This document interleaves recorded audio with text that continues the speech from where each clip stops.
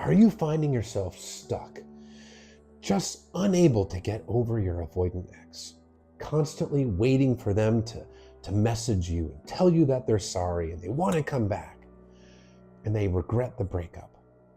Are you holding on to who they actually are?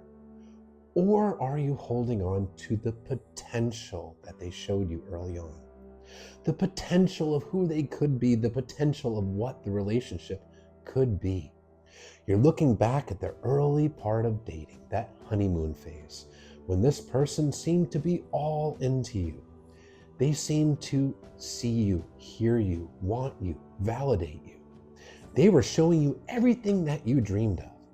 They were showing you how wonderful it could be. But then this person's attachment wounds got triggered. The relationship progressed. The honeymoon phase ended. They started to pull away. They started to get cold. They started to get distant. They started to detach. They started canceling plans on you. They started pulling away. They weren't communicating. They got less affectionate. They got less warm. Or maybe they just abruptly ended it. But they still showed you that that potential is only just that. It's just the potential.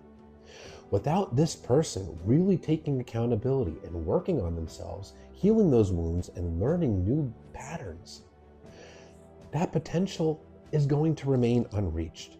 What is the definition of insanity? Doing the same thing over and over and over again, but expecting different results.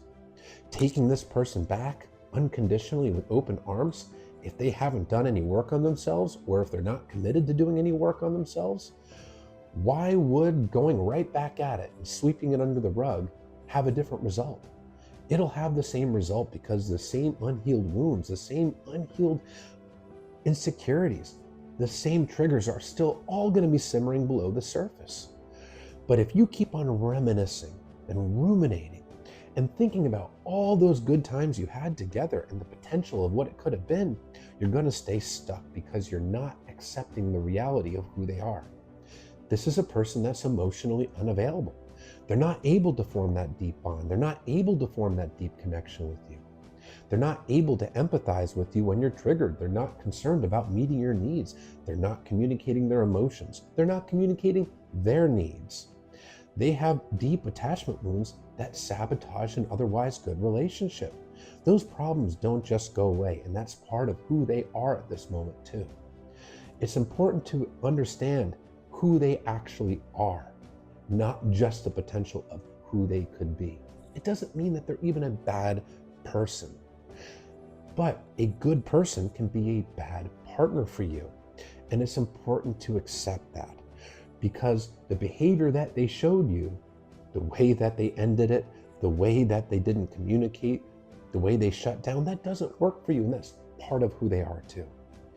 And it's important to accept that, and accept that it has nothing to do with you. You didn't cause their attachment wounds. You did not cause them to have these insecurities that cause them to fear emotional intimacy. So stop blaming yourself for that and recognize the potential is only just the potential.